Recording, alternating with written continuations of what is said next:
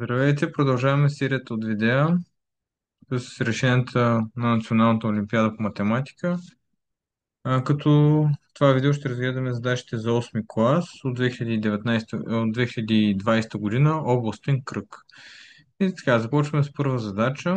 Първа задача е геометрична този път.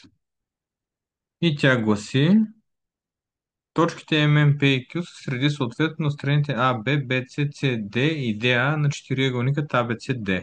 Както е тук виждате на чертежът, който съм направил. Точките F и G са медицентровете съответно на триъгълниците BNP и MPD. Отсечката MG пресича FQ в точка K и FK е 6 см.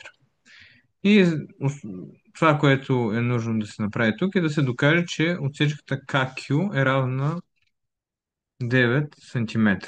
Сега, нарочно не съм начертал целите триъгълници тук, защото само ще отежня чертежа, няма да ни бъдат необходими просто. И има няколко варианта, в които може да се реши тази задача, но сега един вариант, разбира се, най-елементарният. Това е теорема на Талес и подобни триъгълници, но те не са учени в 8 клас, така че това е решение, което ще покажа, то ще бъде с вектори тук. Това е съответно решението, което са дали авторите на задачите, и има и друг тип решение също. Така, съответно, за да го решим с вектори тук, сега, тъй като виждаме, че и нужно е да докажем всъщност, че QK към KF се отнасят както 9 към 6 или както 3 към 2. Нали, необходимо е това да се докаже за задачата. И по тази причина ще вземем тук една точка L, която дели съответно QF в отношение 3 към 2, и по този начин ще докажем, че точките K и L съвпадат. Тоест, нали, когато докажем, че L и K съвпадат, съответно това ще означава, че QK ще е точно 9 см. Вземем точка L и приемаме, че QL е точно 3 пети от QF. Съответно, така. И сега свързваме си M с L и ще си запишем векторът ML на колко е равен. Тук ще е необходими съответно векторът MQ, който ще използваме. Значи векторът ML с тази посока, съответно той ще е равен на MQ в тази посока, плюс QL, съответно, който е, за да получим ML насам, това е сбор на тези двата вектора. Т.е. тук получаваме, че ML ще бъде равен на MQ плюс QL или плюс 3 пети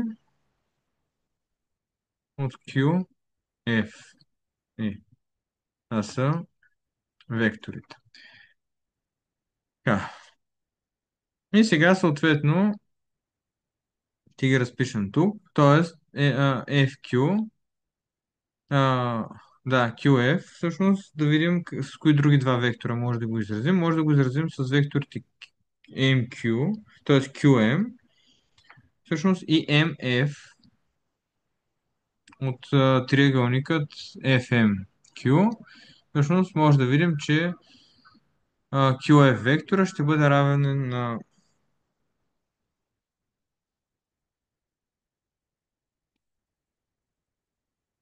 QM, т.е. QM в тази посока, плюс MF. Съответно, нали, тук при векторите много съществено, както в предното видео за общинския кръг отбелязах, да съблюдаваме самите токи, за да не допускаме грешки. Тоест тук имаме MQ по 3 пети от QM, съответно плюс MF. Така. И съответно тук можем да си разкрием скобите. Получим MQ плюс 3 пети от QM плюс 3 пети от MF. Така. И да видим сега какво ще получим тук. Значи MQ го запазваме. Но тъй като, нали, за да можем тъй като имаме MQ и QM, разбира се, да може да ги уеднаквим, тук обръщаме вектора QM на MQ с един минус пред, т.е. става минус 3 пети по MQ плюс 3 пети от MF. И съответно тук ще получим 2 пети от MQ плюс 3 пети от векторът MF. Тоест, съответно векторът ML ще е равен на това. И сега тук ще използваме някои теореми, за да може да продължим нататък задачата, ще е нужда да използваме някои теореми, свързани с вектори. Така. Първата от тях е, че MQ всъщност като вектор е равен на 1/2 от MN, т.е. от MA плюс 1/2 от MD, тъй като той е част от, всъщност MQ се намира между MA и MD. И тъй като Q е среда на AD, съответно MQ е равно на Q към AD по векторът MA плюс вектора MD по отношението на DQ към DA. Тоест, тук е необходимо да използваме тази теорема в случая. И съответно получаваме 2 пети по 1/2 от MA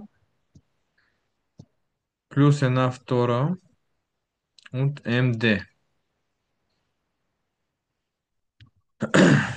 Така, и сега да видим какво ще получим за векторът MF. Тук ще използваме да видим коя теорема. Първо, малко ще се отклоним тук, т.е. ще го оставим този израз на страна и ще разгледаме векторът MG, съответно. Тъй като имаме тук, че за вектор MG ще използваме абсолютно същата теорема, тъй като тук той се намира между, ако това е точка, да кажем R, той се намира тук между MD и между MR. И ще използваме това, че DG към GR се отнася както 2 хикс към хикс, т.е. 2 към 1. И по този начин ще го запишем като отношение. Също така. А след това ще използваме пък за векторът MR, че се намира между MN и MP, и ще направим подобен тип отношения. Така, за да получим някои равенства.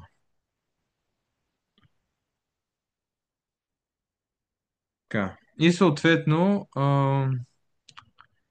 по същия начин ще го направим и за вектора MF.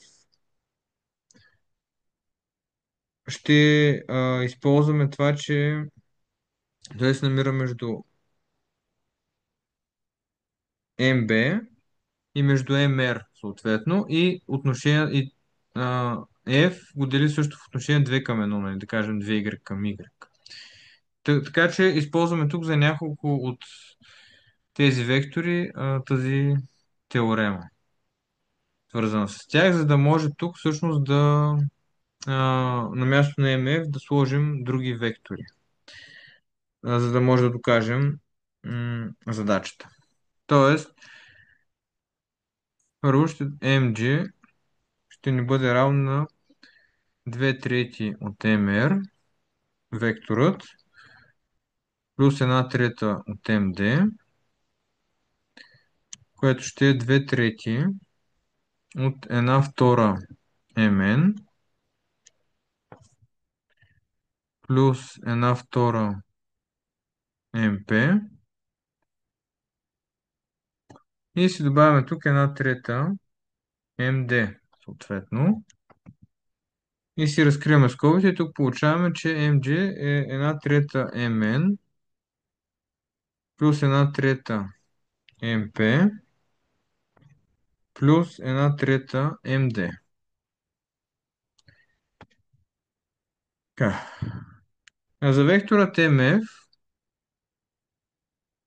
ще получим, че той е равен на 1 трета от mb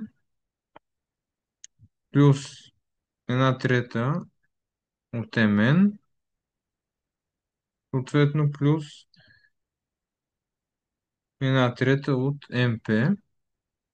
Или използваме това, което намерихме тук за mg, което намерихме за mr, не, че mr е равен на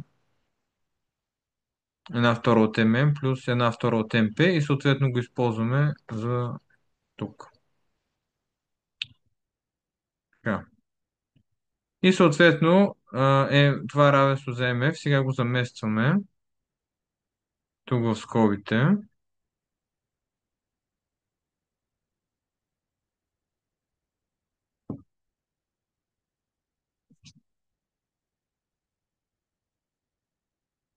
Плюс 1 трета от mn плюс 1 трета от mp. И да видим какво получаваме тук след разкриването на скобите. Ще получим 1 пета MA плюс 1 пета MD плюс 1 пета MB плюс 1 пета MN плюс 1 пета MP. И сега тук използваме това, че MA плюс MB сумата им е равна 0, тъй като те са с противопосочни, в две различни посоки са. И съответно тук получаваме сумата на MD, MN и MP, която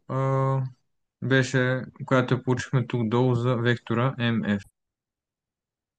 И съответно от сумата на другите три получаваме, че нали, когато получаваме, тъй като MB плюс MN плюс MP е равно 3 по mg, което го получихме долу. Съответно, тук ще получим, че сумата е точно 3 пети от векторът mg, с което доказахме, че L лежи на mg. Тоест, точка L лежи тук на векторът mg и е точно 3 пети от него и по този начин всъщност това означава, че L съвпада с точката K, с което доказахме, че и дължината на KQ е точно 9 см. Продължаваме с втората задача, в която имаме дадено това равенство. И в нея имаме дадено също така, че А, Б и С са положителни числа, за които е в сила това равенство. Необходимо е отново, задачата отново като подобно на първата е доказателствена. Тук е необходимо да докажем, че А е равно на Б, равно на С. Т.е. че А, Б и С са равни помежду си. И то е очевидно, разбира се, до някъде, но е необходимо да го докажем. Така. За тази цел първо ще разгледаме 2 по 2 равенствата, т.е. първите две и вторите две, съответно. Така че ще разменим първо местата на b и на c. Тоест тук ще получим а на втора плюс а по b върху b плюс c минус c равно на b на втора минус b по c върху c плюс a минус b. Съответно тук ще приведем под общ знаменател и ще получим а на втора плюс а по b минус b по c минус c на втора върху b плюс c равно на b на втора минус b по c минус а по b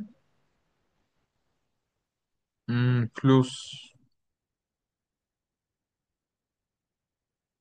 момент само бе нещо.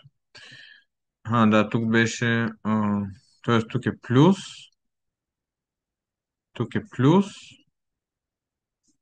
а тук се получаваше минус b по c върху c плюс a. И може да видим тук, че b по c и b по c се съкръщават. И сега ще ги разложим на множители. Тук може да видим, че а на втора минус c на втора е формула за съкратено умножение. Тоест тук се получава а минус c по а плюс c. А от другите две ще изкараме b пред скоби. Ще получим а минус c върху b плюс c. Тук съответно пък ще изкараме b пред скоби. Вътре ще остане b минус a върху c плюс a. И съответно продължаваме да разлагаме лявата част. А минус С изкарваме пред скоби. Вътре ще остане А плюс С плюс Б равно на С плюс А. Т.е. върху Б плюс С. И съответно си приписваме дясната страна. Тук. Ето така. Така.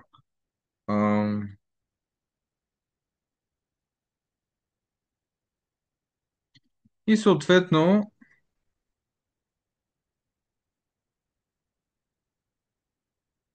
за да, а, за да бъдат равни двата ни израза, сега, тъй като важно е да имаме предвид тук, че А, Б и С са положителни числа, за да бъдат равни, тук ще е необходимо произведението на А минус С по Б минус А да бъде по-голямо и равно от 0. Защо е така всъщност? Защото С плюс А и Б плюс С сигурно са положителни числа, А плюс С плюс Б със сигурност е положително и Б със сигурност е положително. И това означава, че А минус С и Б минус А трябва да са равни помежду си. За да бъдат равни помежду си, или двете е нужда да бъдат положителни, или двете е нужда да бъдат отрицателни. И това се получава, когато А минус С по Б минус А е по-голямо и равно 0. Т.е. когато е в сила това неравенство. Така.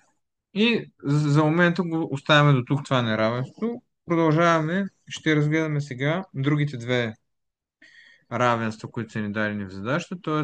b на втора плюс b по c върху c плюс a минус a равно на c на втора плюс a по c върху a плюс b минус c. И тук правим абсолютно същото. Привеждаме под общ знаменател и по абсолютно същия начин разлагаме. Т.е. тук ще получат същите съкръщения, същия метод на разлагане, включително. Ето тук отново ще вземем b на втора минус а на втора като формула, за да разложим. Тук отново ще се съкратят ще имаме А по С минус С по А, тук минус С по Б, върху А плюс Б. И съответно ще получим подобно неравенство, т.е. тук получаваме B минус А по B плюс А плюс С върху С плюс А равно С по С минус Б върху А плюс Б. И тук отново същата логика, необходимо е B минус А по С минус Б, а, произведението им да бъде неотрицателно, тъй като останалите стоености в това равенство, в това тъждество са положителни стойности. Само че къде ми отиде неравенството? Така, това не беше тук първото неравенство. И сега ще запишем отдолу и второто. B минус А по C минус B по-голямо и равно 0. И виждаме, че и двете неравенства съдържат B минус А. И по тази причина ще ги съберем двете. И когато ги събираме, съответно B минус А може да го изкараме пред скоби. Вътре в другите скоби ще получим А минус С плюс С минус Б по-голямо и равно 0. Тук С-та се съкръщават и получаваме B минус А по А минус Б по-голямо и равно 0. Откъдето съответно получаваме, че А е равно на Б. А, тъй като няма друга възможност тук да е изпълнено това неравенство. И съответно, когато се върнем пък щом А е равно на Б, ако се върнем в предходните неравенства, от тук ще намерим, че А е равно на С, равно и на Б, с което задачата е решена. Продължаваме с трета задача. От нея ни е дадено това число n, в които се редуват цифрите 1 и 0, като имаме дадено, че броя на цифрите 1 е 2019, броя на цифрите 0 е 2018. Тоест, имаме 2019 единици и 2018 нули. Тук. И да видим какво се търси, като между всеки две последователни единици е записана цифрата 0. Да се намери остаткът от делението на числото n с числото 707. Т.е. търси се остаткът от делението. Така. Сега, за да го намерим, първо, разбира се, ще е нужда да намерим делителите на 707, което става много лесно. Това са 7 и 101. Нали? 101 е просто число. Така че това са му делителите, освен единицата, разбира се. И това, което е необходимо да направим тук, също е да забележим число, кое число тук с единици и нули се дели на 7 първо. Това е числото 10101 и може да го разделим на 7 и съответно ще видим, че се дели точно на 7. Така. Съответно, от тук можем да видим пък кое число се дели на 707. Щом това число се дели на 7. Как е всъщност необходимо да разберем това? Необходимо е числото, което получим, да съдържа 10101. 10101 в себе си. Да кажем, ако добавя тук една 0 зад него, то това число също ще се дели на 7, разбира се. Тъй като и 0 се дели на 7, очевидно, но това число няма да се дели на 101, защото имаме един път 101, но втори път нямаме 101. Сега обаче, ако тук добавя една единица, това цялото число ще се дели на 101, но няма да се дели на 7, защото то съдържа 10101 само веднъж. Нали? Затова тук е необходимо да напишем 10101 толкова пъти, така че числото да завършва, така че числото да има в себе си 100 единици, няколко 100 единици. Всъщност да се дели на 101 и на 7. Тоест имаме тук 10101, 0, отново 10101. И виждаме тук, че все още нямаме, нали, имаме една 100 единица, втора 100 единица, трета 100 единица. И ако добавим тук 0,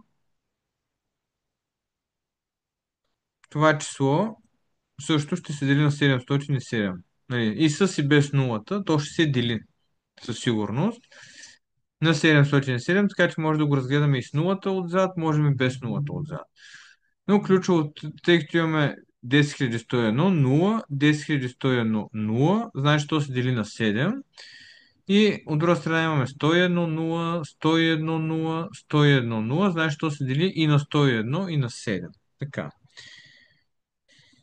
И е необходимо сега да видим тук колко единици има всъщност, да ги преброим. Виждаме, че има 6 единици точно и 6 нули. А ние знаем, че единиците са 2019, нулите са 2018, т.е. нашето число трябва да завършва на единица.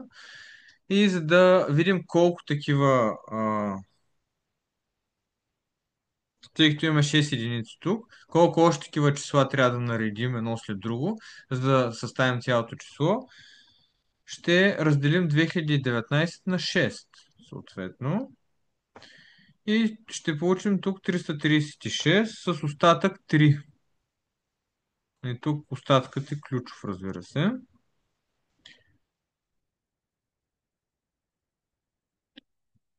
Това, това означава, че щом остаткът ни е 3, след имаме 336 такива числа и след последната 0, която запишем, трябва да запишем още 3 единици. Имаме една, две, 3 единици и да запишем точно 2 нули, защото 2018, ако го разделим на 6, съответно ще получим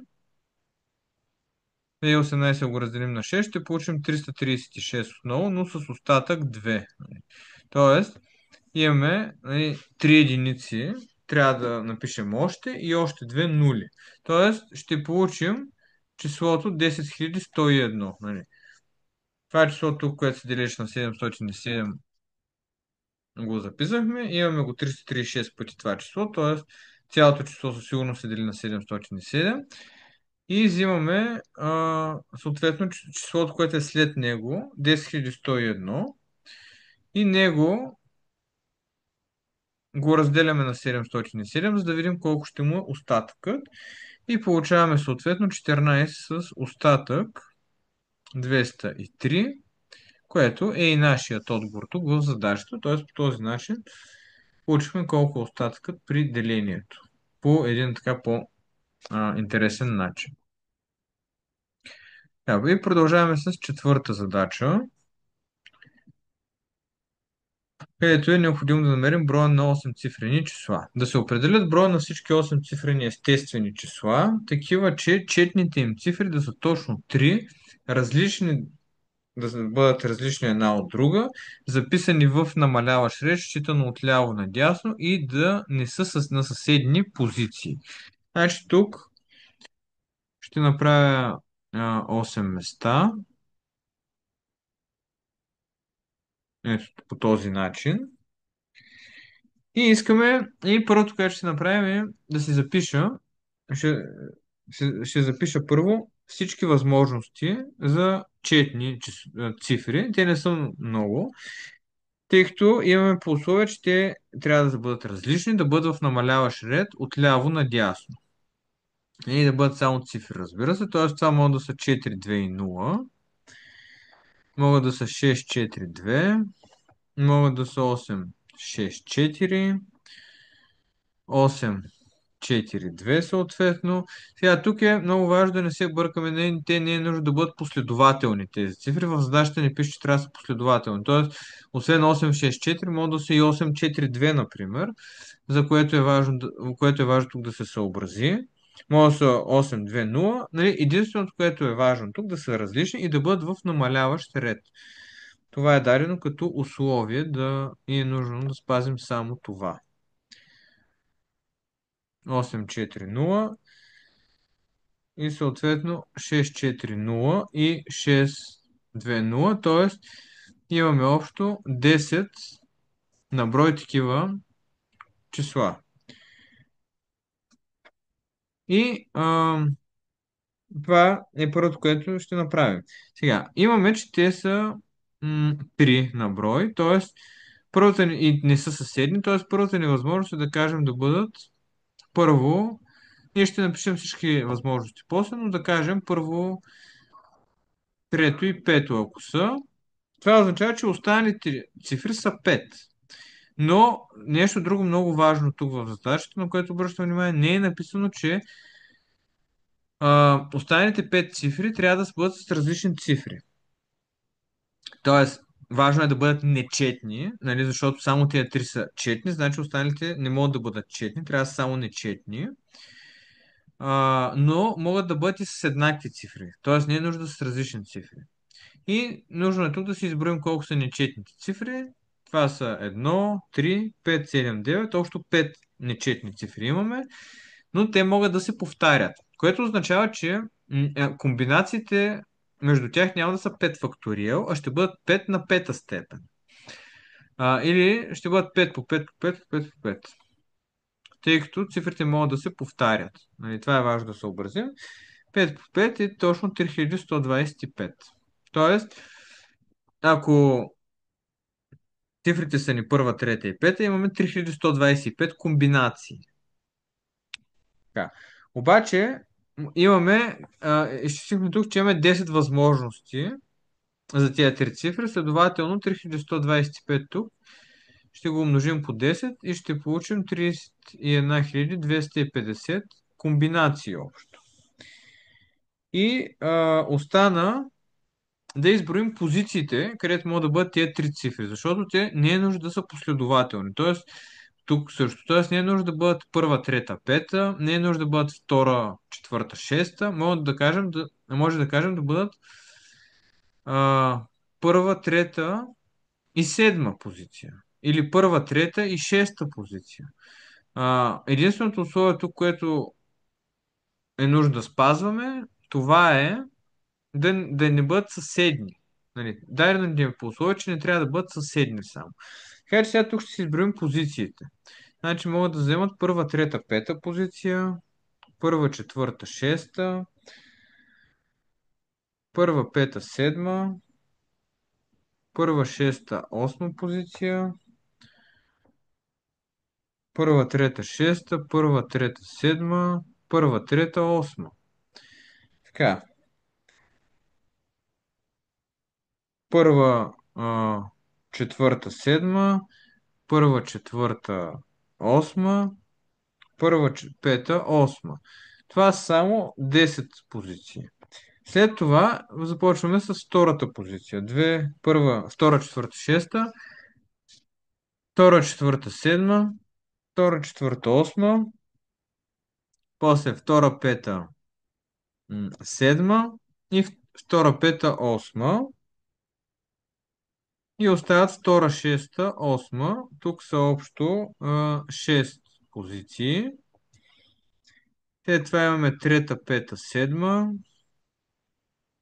трета, пета, осма и трета, шеста, осма. Тук имаме общо 3 и остана още една, която е четвърта, шеста, осма.